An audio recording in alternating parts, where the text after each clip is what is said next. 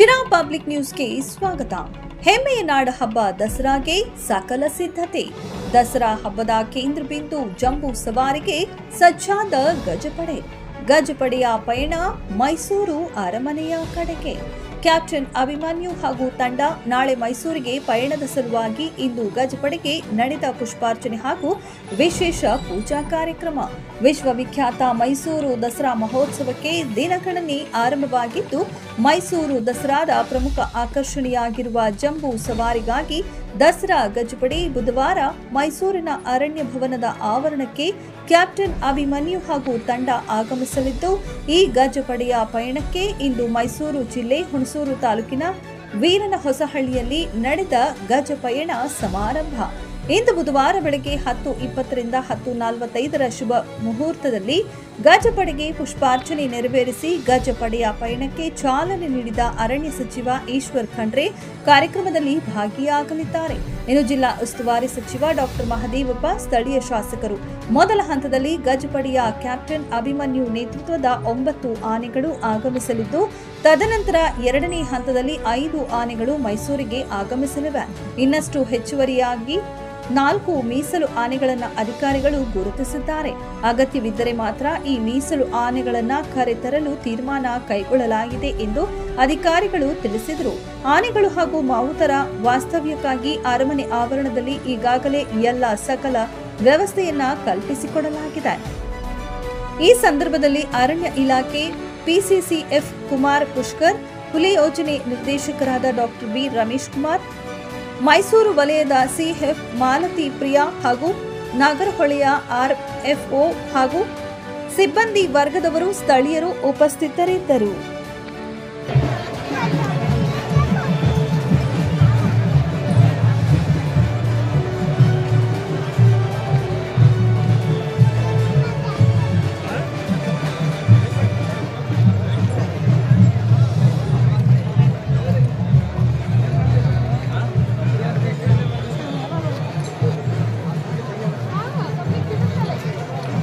Madam, ಸ್ವಲ್ಪ ಸೈಡ್ಗೆ ಬನ್ರಿ.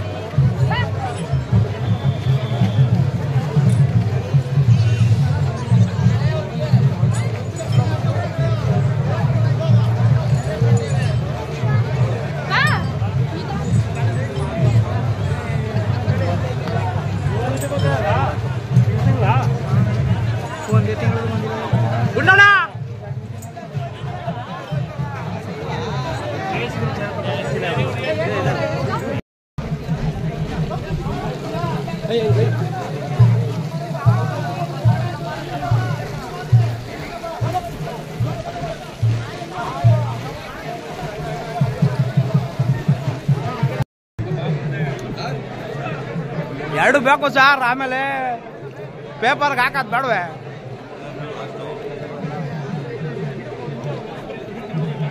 ಮುಂದಕ್ಕೆ ಹೋಗ್ಬತ್ತಿ ಒಂದು ನಿಮಿಷ.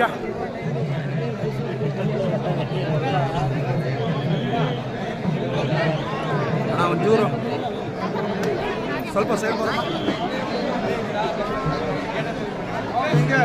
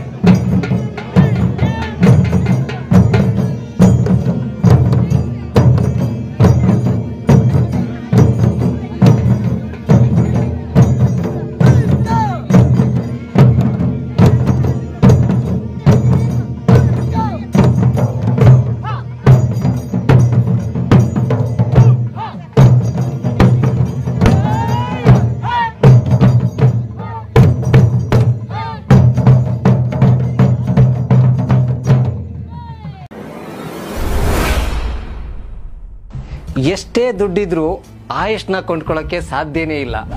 ಆರೋಗ್ಯ ಸರಿ ಇದ್ರೆ ಆಯುಷ್ ಗಟ್ಟಿಯಾಗಿರುತ್ತೆ.